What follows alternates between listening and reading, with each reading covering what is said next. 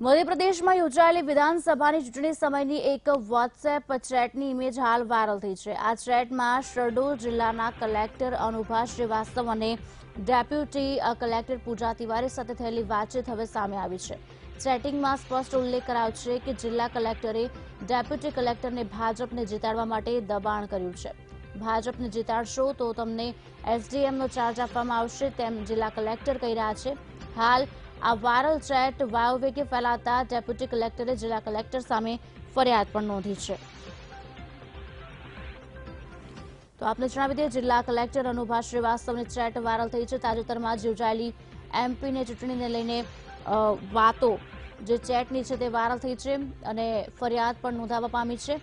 સાથે જ આ જે ચેટ છે તે વાયરલ થતાં જ ડેપ્યુટી કલેક્ટરે જિલ્લા કલેક્ટર સામે ફરિયાદ પણ નોંધાવી છે।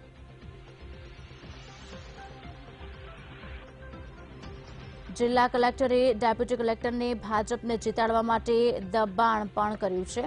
ફરીવાર આપને પૂરી ઘટના કહીએ, મધ્યપ્રદેશમાં યોજાયેલી વિધાનસભાની ચૂંટણી સમયની એક વોટ્સએપ ચેટની ઇમેજ હાલ વાયરલ થઈ છે।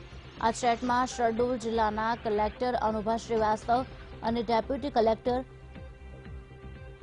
પૂજા તિવારી સાથે થયેલી વાતચીત હવે સામે આવી છે।